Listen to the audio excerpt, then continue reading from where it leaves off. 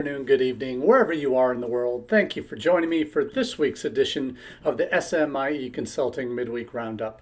It's Wednesday, August 6th, 2025, and today we're going to be answering 3 questions we've been hearing from international educators over the last 7 days. And as we do each week on the Roundup, we take our questions that we ask on Wednesdays from our newsletter that comes out on Mondays. And that Monday morning newsletter is accessible 2 different ways. You can do that by subscribing on our website, and I'll be dropping the link to our website in the chat at smieconsulting.org/subscribe. You can scroll down to the subscribe section and complete that quick online form to receive the email version of the newsletter in your inbox Monday morning at about 9 a.m. Eastern. Alternately, if you prefer to get your international ed news via LinkedIn, you can get that through LinkedIn as well. On that same website, you can get a link to the LinkedIn main page for the newsletter. And when you have that, you'll be able to get that about a half hour earlier in your notifications on LinkedIn.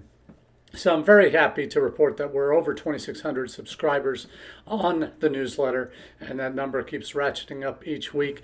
Very happy and proud that so many international educators are making use of our newsletter each week as part of their international edification. So what we do each week is in the newsletter, we take, there's 3 or 4 different sections that you can pay attention to. First of which is a social media section. And social media section has grown to include everything from how social media is being used in international education, key reports, analyzing digital tools, AI, webinars, reports, any online blogs, those kind of things that we might be able to share with our audience and help them better get a grip on what's going on the digital side of things in international education circles. So that's the social media section. Then we have a section called Big U.S. News, and that section includes latest executive orders, acts of Congress, new bills proposed, new court cases that have come up that are challenging particular executive orders or other things that the current administration has done. So it does cover quite a broad range of things. We have a Solution Central, which takes a look at the kind of key ideas that some folks are blogging about or success stories that are being profiled as ways that we can be doing a better job internationally with our campuses. And then there's a global roundup. And the global roundup covers basically what's happening in the rest of the world with other major destinations for international students, and to see how different countries are grappling with sometimes very similar issues, sometimes very different issues, and achieving some quite outstanding results in some ways, but not without their own challenges. So what we do is we take those news stories where we give you our hot takes in the newsletter on Mondays, and we find some common themes developing around clusters of news stories, and then we come up with our 3 questions each week where we go more next level in analysis of how these questions can be answered and how we might be adjusting our, in light of changes in policy and changes on strategy, how we might be adjusting what we do on our own campuses. Now, the first question this week that we're covering is one that's on everybody's minds, with just a few short days till most colleges start their new academic years. I know we start our academic year on August 26th at the University of Akron, where I work. And then we're eagerly anticipating our new arrivals who have gone through probably the most chaotic 7 months of a new presidential administration in terms of policy change and how that impacts how they do what they do, how they are able to come to the United States, and the hoops that they're increasingly being asked to jump through in order to come. So the question is, what does the fall look like for most U.S. colleges? And there are a few resources that we'll be sharing, most of which are commentaries on the NAFSA report that was released this past week. And the NAFSA report certainly was not pleasant reading. not unexpected reading, frankly, for most of us, where they announced what recent surveys have revealed as a potential impact of all the government policy changes in the last 7 months, and how that might impact fall enrollments here in the United States. So there's 3 articles. There's the NAFSA piece where they outline their statements and the findings of the report, columned by Karen Fisher in her Latitudes newsletter, and then an ISIF Monitor review of the entire impact of that. Now, the bottom line is, U.S. is looking at, with an expected drop of just a 15% drop in overall enrollment, what that looks like, and the reality, more significant reality of a 30 to 40% drop in new international students. So that's what the effect would be, a 30 to 40% decline in new international students. And I would say we're about in line with that, probably on the high side at Akron in terms of what we're expecting, probably close to a 40% drop from last fall.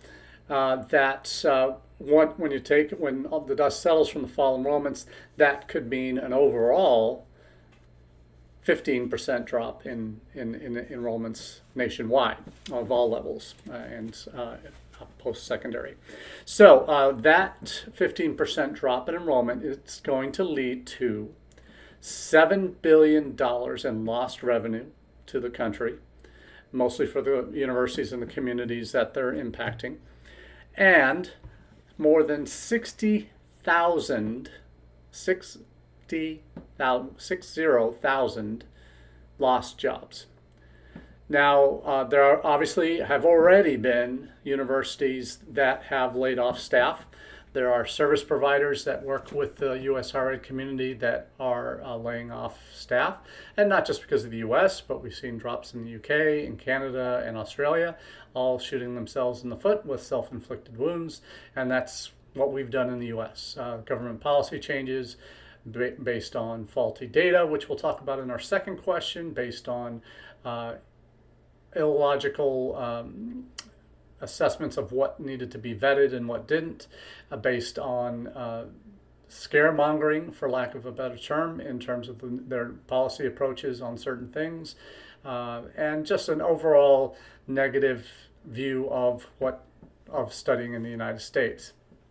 So that $7 billion lost revenue may or may not register, and we've just seen a new Karen Fisher's newsletter this week talks about why even the economic arguments for international education are falling on deaf ears with this administration. So that might not speak volumes for you or for the government, but will 60,000 fewer jobs make a difference?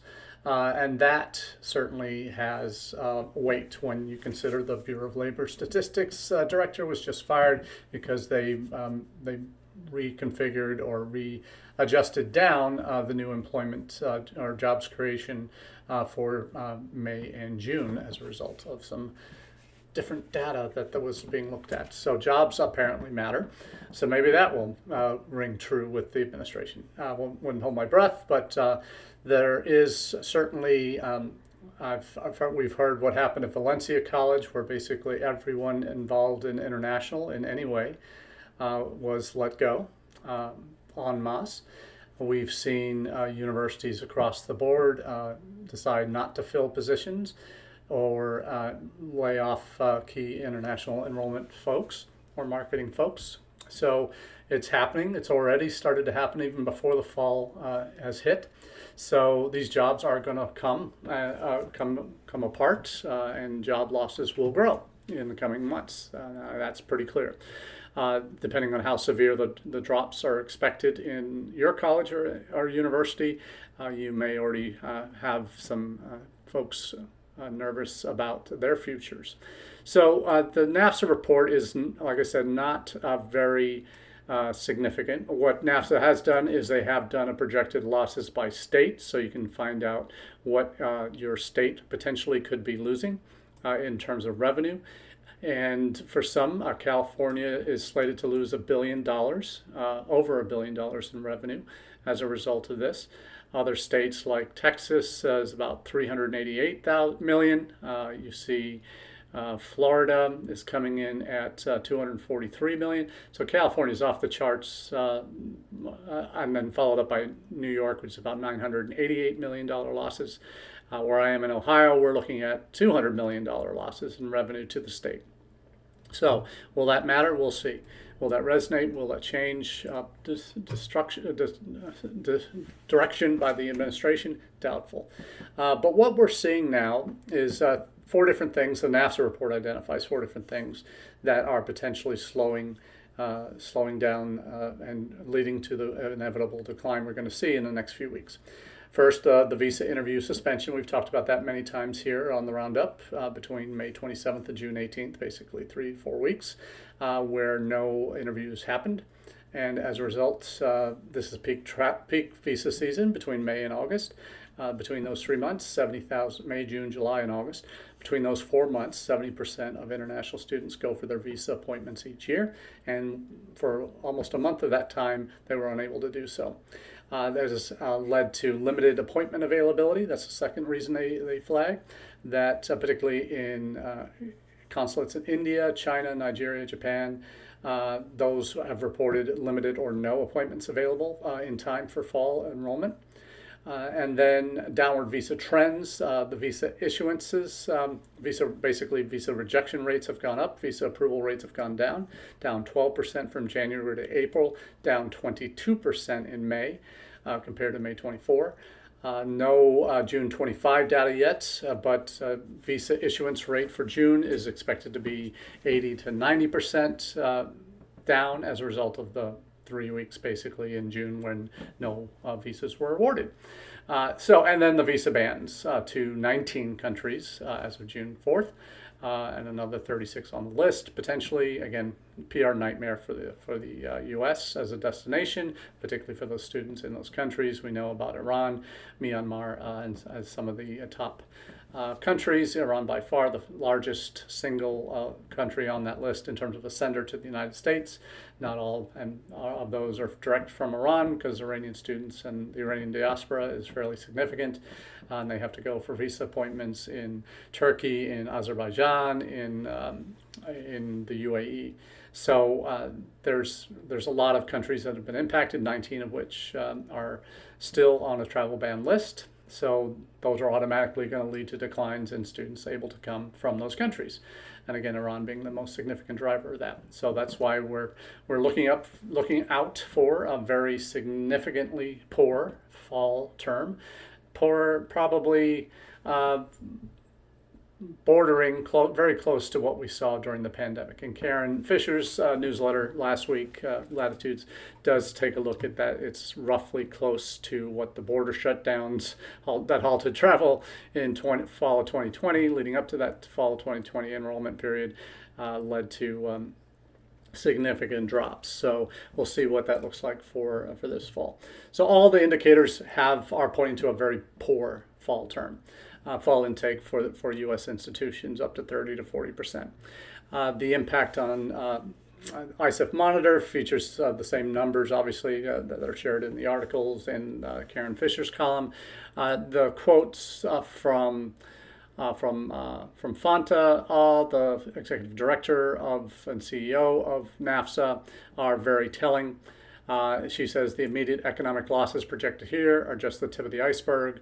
International students drive innovation, advance America's global competitiveness, and create research and academic opportunities in our local colleges that will benefit our country for generations. For the U.S. to succeed in the global economy, we must keep our doors open to students from around the world. So the ISEF Monitor piece also looks at those four reasons that have led to the projected declines and features some other commentary. So all in all, we are looking at a dire fall intake.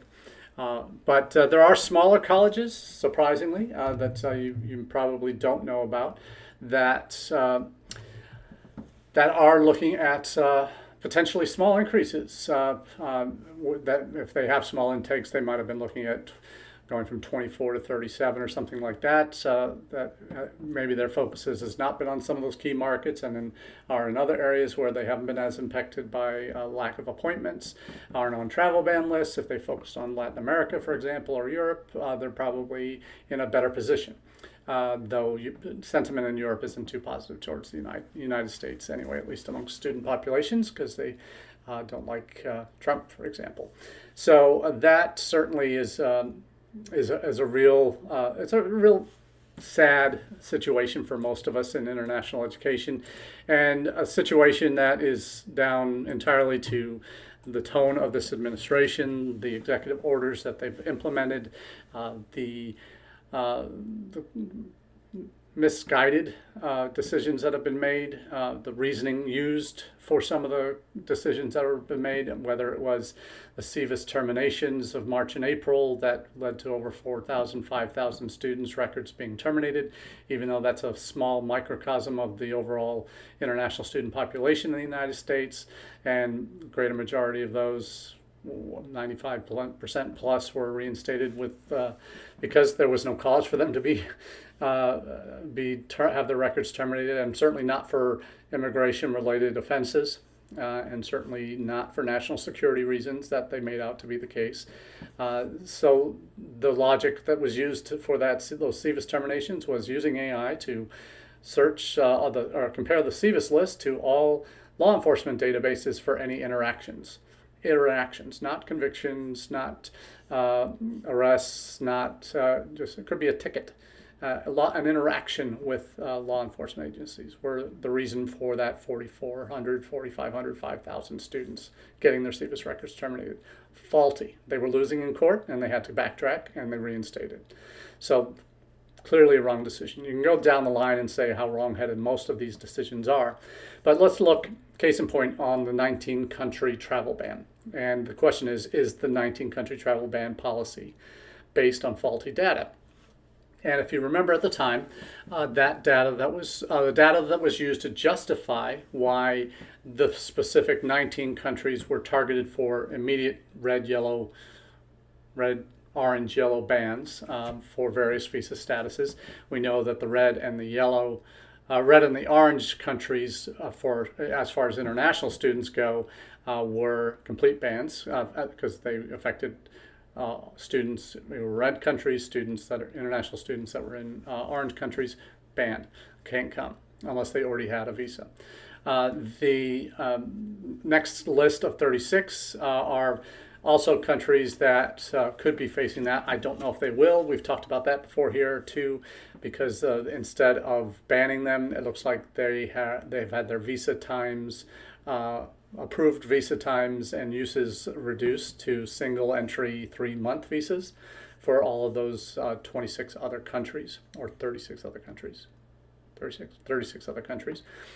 And the security protocols and those type of things are also used as part of the justifications, particularly in the first Trump administration. And again, with this 19, that was also one of the things that was mentioned.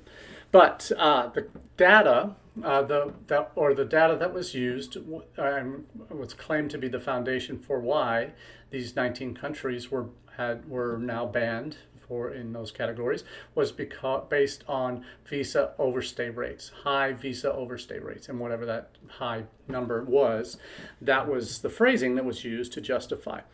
There's oddly enough, from the Times of India, there was an article this past week that used a report from DHS, again, DHS, who is responsible for the SEVIS terminations and how those were figured out.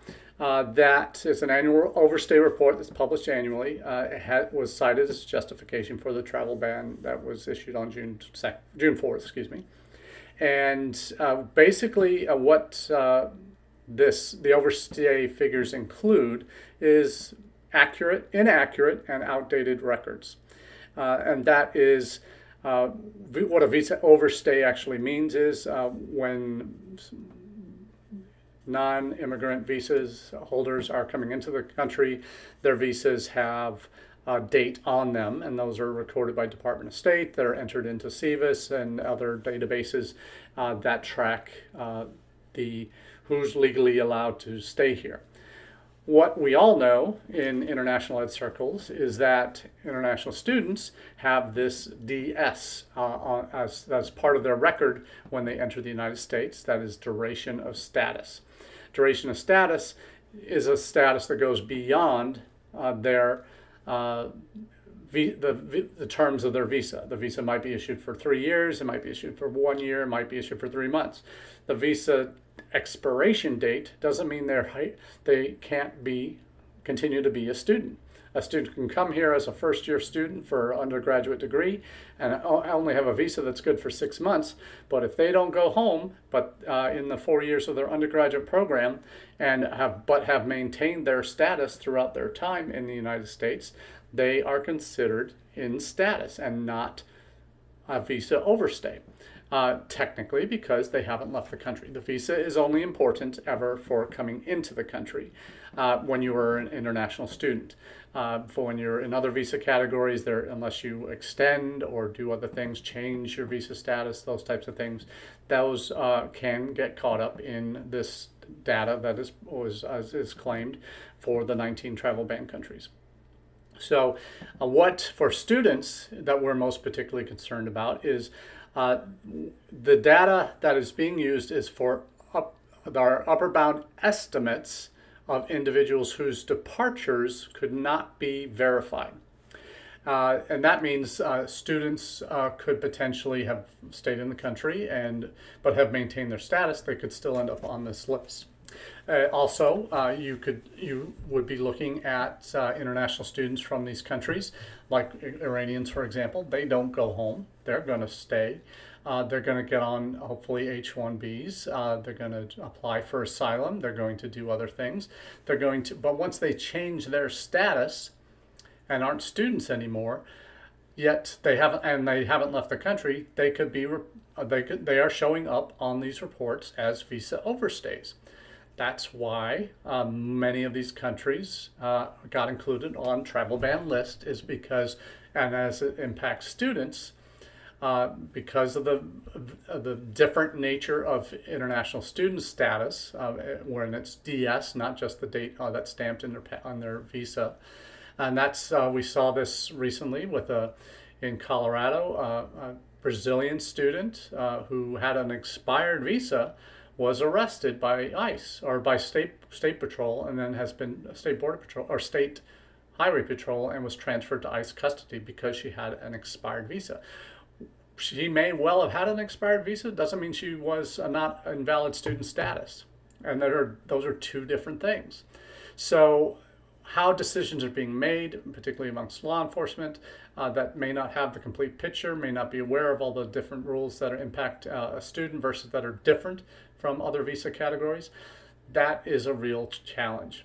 And this Times of India report does point out very clearly what the problems are and how we have really missed the boat and are making faulty decisions based on bad data, improper AI usage, generative AI usage, when we go back to the CBIS terminations report, or even the extreme vetting that Senator Rubio promised for Chinese students never really materialized, and once they get mentioned as being part of the new trade deal with China, then suddenly that drops off the radar, and then that's less of an issue. Yet the administration really doesn't take back, other than the reinstatement piece for those terminations. They don't really take back things that they do that are clearly wrong and admit their fault. That's just not their style, and it would have knock-on impacts itself. But the serious recognition or lack of recognition of the errors that have been made is really startling, but frankly not surprising given everything else that this administration has done. So to be sure, this visa travel ban, or the travel ban list for 19 countries, is certainly not going to be the last time we have something that this administration does that is wrong-headed, that is based on faulty information, and is just plain a disaster for our profession. But higher ed has a huge target, not just international ed. Higher ed has a huge target on its back that this administration has made very clear is something that he believes, the administration believes, is in dire need of reform. And until he's satisfied, and you've seen the Ivy League schools like Columbia, and a couple of the other universities, Chicago's going to be struck a deal as well. Other ones are likely prestigious institutions. The lead institutions are being asked for data. They're going to be, but the universities are being targeted for their DEI policies, for their lax enforcement on anti-Semitism policies on campus, or allowance of pro-Hamas groups to flourish on their campuses. All of that, but. It does unfortunately paint a broad brush across higher ed that Trump likes to make examples of a few high-profile folks or institutions in the case of higher ed, and turn the screws and make them suffer. And as a result, it impacts all of us, because there's a level of suspicion now that his rhetoric has created, his actions have created amongst the population as a whole, certainly amongst like-minded politicians, not just at the national level, but in state and local levels, also who feed into his philosophy, are likewise impacted. So there's a lot more that's coming, I'm sure, and it's not a very pretty picture that we're painting right now. The recognition and the ability to be able to have a reasonable argument with another person on these things is something that we always need to keep in mind, that what that looks like, and be able to argue our case forcefully, and to be able to defend what we do, why we do what we do, and our students more particularly.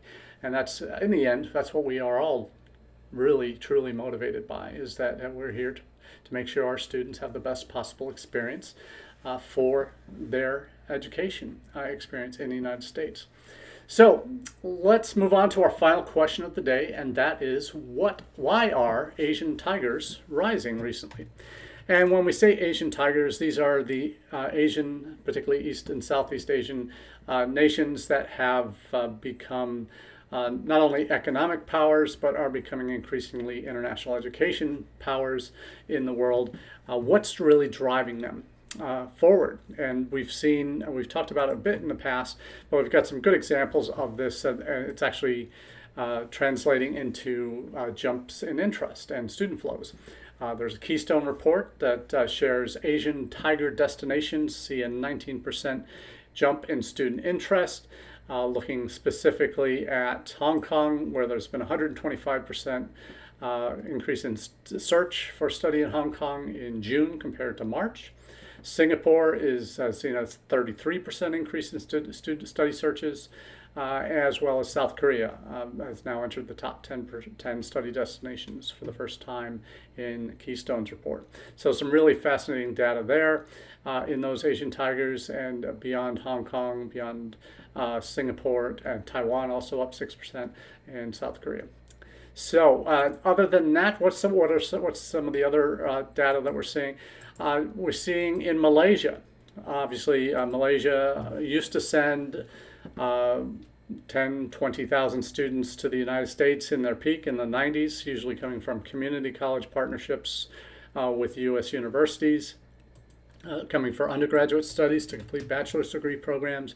Those numbers have tailed off recently, but in recent years, Malaysia is now also looking to become a destination, a regional study hub for international education, much like the Emirates or Qatar in the Persian Gulf have become hubs for international education as well.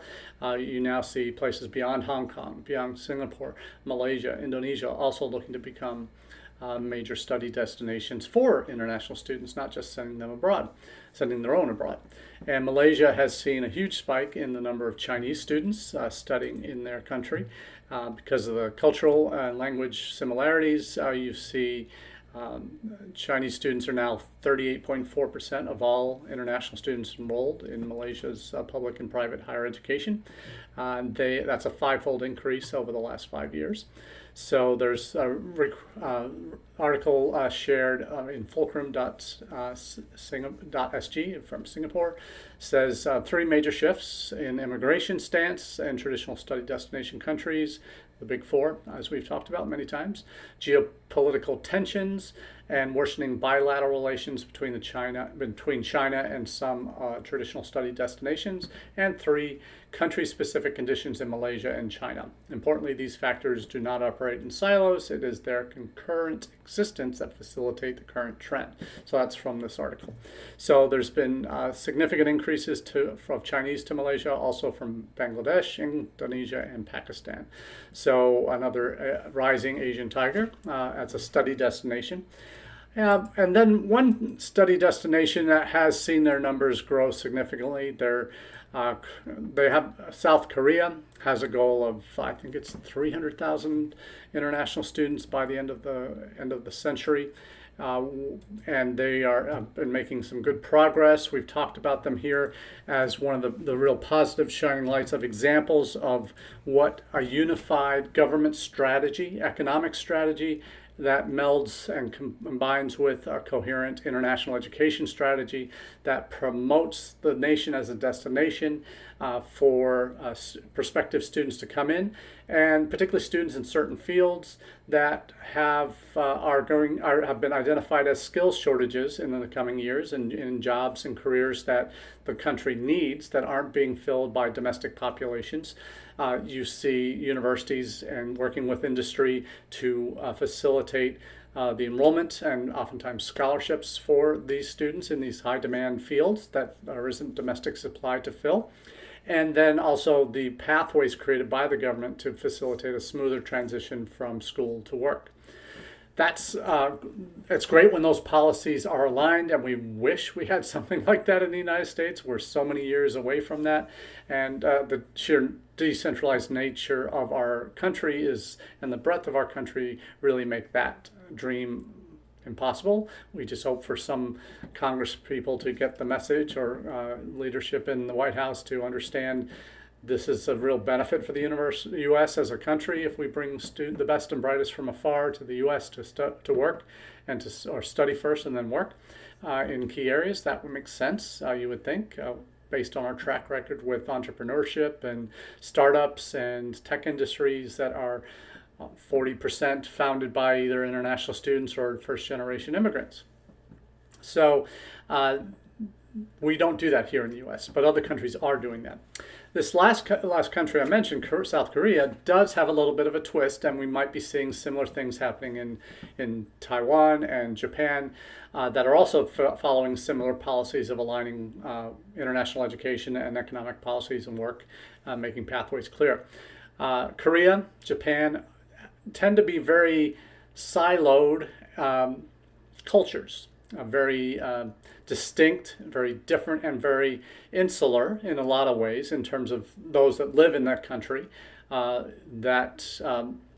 Acceptance of those from other countries and willingness to allow them to do their own thing, whether it's religion or food or whatever it might be, it's perhaps customs not as open necessarily to assimilating those who don't look like them, who aren't Korean or aren't Japanese, into society. Article that came out that we've just dropped in the chat from Korea Times asked these very similar questions about, well, are non-Korean internationals that are looking to stay, are they feeling like they're really a part or welcomed, and feel like they are needed in the country. So the article goes on to really examine that in detail. So I won't have time to go into all of that today, but certainly worth taking a look at to understand why this might become an issue for countries like Korea, Japan, others in East Asia that tend to be more monolithic culturally, and how easy it will be for outsiders to adapt and adjust to life in that country. So that's all we have for you this week on the Roundup. Thanks again for joining with us for this conversation, and appreciate you being a part of what we discuss each week here, whether you're watching live on YouTube, LinkedIn, or Facebook, or on repeat on those platforms, or listening to the audio-only version. Thank you for taking the time to include SMIE Consulting in your international